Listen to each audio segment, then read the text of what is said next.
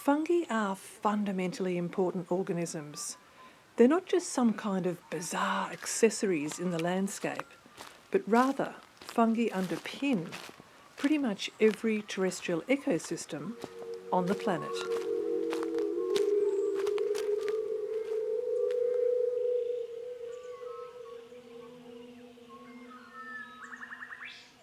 Autumn and early winter are usually the best time of year to find fungi. Some fungi will appear all year round, but generally this is when you'll find both the greatest abundance and diversity of fungi.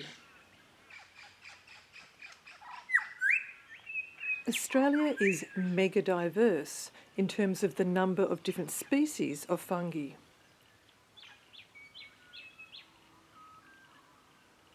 This diversity of fungi appears in an astonishing variety of forms.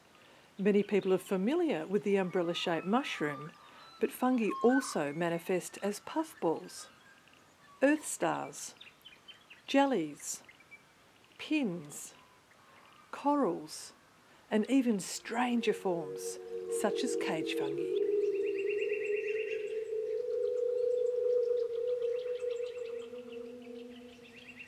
When we see mushrooms such as these little mycenas emerging from wood or soil, remember that the fungus organism itself is within the substrate.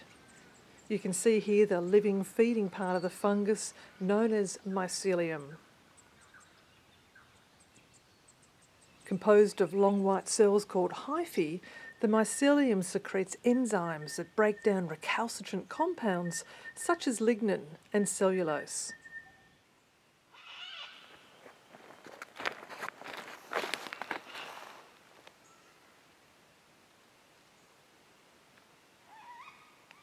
Fungi provide both habitats and a source of food for a great range of animals, including mammals such as wallabies and potoroos, but also invertebrates like these calembulas or springtails that feed on fungus spores.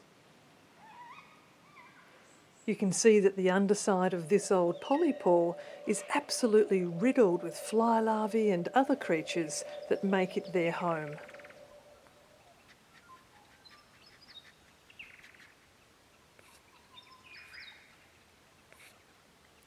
Organic matter, including everything from a tiny leaf fragment right through to an old log, provide critical habitat for all kinds of organisms. Although this tree now is technically dead in terms of it's no longer photosynthesising, it doesn't have any leaves to photosynthesise, it is a microcosm of life. You can see this incredible collection of different bryophytes, things like mosses and liverworts, but also lichens which belong to the fungi. It's so important that we retain these stags, these old trees in our forests and gardens.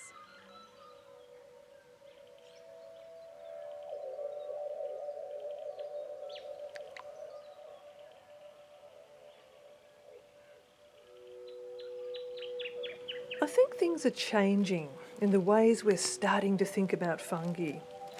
It really is an exciting transitional time.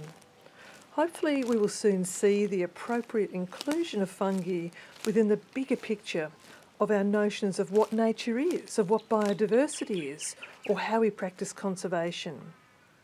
I think a more fungal way of thinking could just awaken a new ecological consciousness to enrich the ways in which we regard and interact with the natural world.